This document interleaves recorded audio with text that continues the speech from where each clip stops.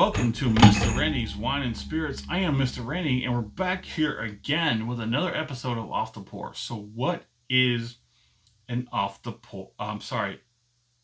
Final pour. Final pour. Things move a little bit faster with these smaller bottles. These are the 375 milliliter. Things move a little bit faster. So I kind of got in a situation where like, oh crap, we're at that point. I don't want to cross that threshold and not be able to do the video. So here we are. So what is a Final Pour episode? Well, Final Pour is a part 3 of 3-part episode series that Mr. Randy does when he does a review on a bottle of spirits, whiskey, libation, what have you. So today we're showcasing the Still Austin straight bourbon whiskey at 49.2%. This is the Musician. If you haven't seen the full, that is a synthetic cork, by the way. If you have not seen the full videos, I'm just going to go ahead and I'm getting a lot better at nailing that final pour. So what is a final pour? Final pour is a part 3 of a 3-part series where I do the review. Part 1 is off the rip. I get a bottle home, I crack it open, I have my first pour, and I share my first experiences with you because you deserve it. You absolutely deserve it. Part 2, when we get about halfway through the bottle, okay, I give this whiskey inside the bottle enough time and space to open up, see if the characteristics change for the better, for the worse. It is what it is. I gather up enough information as I possibly can off the interwebs, and I present it to you in a timely fashion. I know that most people do not have the ability to watch videos more than 10 minutes. So I try and keep it under 10 minutes. Sometimes it goes over. I apologize. Here we are at the 3rd part, which is the final pour, where we decide whether or not the final pour of this bottle is the same, good or less, better or worse than the first pour or the middle part. So as you can see, there's a little bit of legs, mostly sheeting. I think that's due to the glass, completely honest and transparency. We're still getting pencil eraser. We're still getting pencil eraser. And if you know Mr. Randy's channel, you've been watching his videos, you know that pencil eraser means you got something good. There's still a lot of sweetness, a little bit of oakiness and spiciness, vanilla. Let's get it on the palate.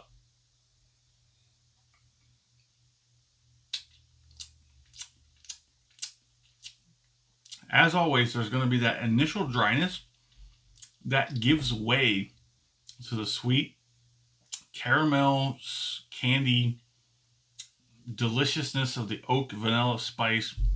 Damn good bourbon. Still Austin, damn good bourbon. If you have the opportunity, and you have not as of yet tried a Still Austin bourbon, you are missing out. You are doing yourself a disservice. Do yourself a favor. Grab one. Especially if you can grab the 375. Look at that. That is a small bottle in Mr. Randy's giant ogre man hands right there. Okay? That's a 375. Cost me $22, I think it was.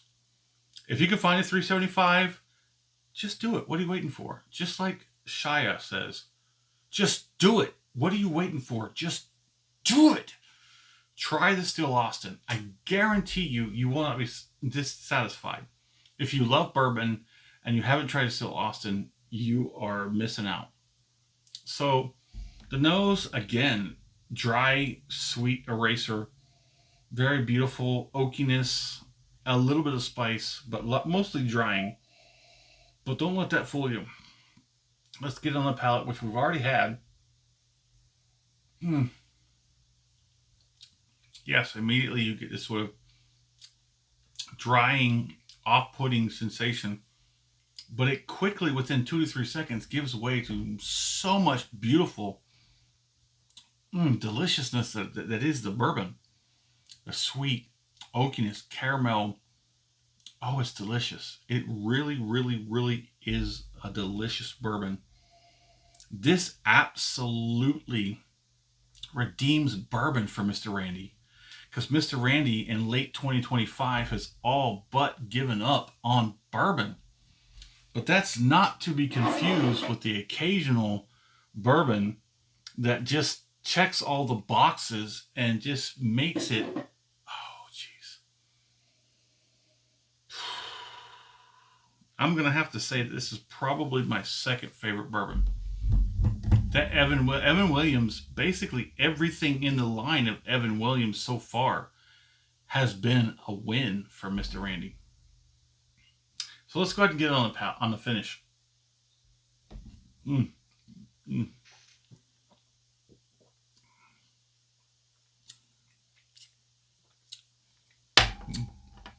Absolutely. First 2 to 3 seconds, you're going to get this whole overwhelming drying characteristic. But it is going to very quickly be replaced with sweet caramel, candy, apple, cinnamon, spice, oakiness. There's more here than I can actually articulate verbally about how great this bourbon is. And I find it very shocking, even to myself, how much I speak highly of a bourbon at this point, late in 2025. Mr. Randy has fully switched over to Scotch, but it's a bourbon like this that still brings me back. The finish is still hanging in there. It's all over the place. It's a well-rounded, full-bodied bourbon. Lips and gums are tingling a little bit. Cheeks. There's a moderate amount of heat building up on the back end. It is a very good bourbon. It is only a 2 to 3 year bourbon. Most likely, I'm going to put dollars to donuts that this is somewhere between 2.5 to 3.5. Not quite 4, because if it was 4, they would put that on the statement that is a 4-year. I would love to try their next expression. In fact, I'm going to make that a point.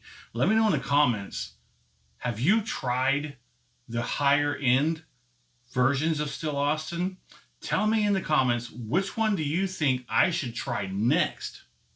And as always, thanks for stopping by here at Mr. Randy's Wine and Spirits. You have a good one.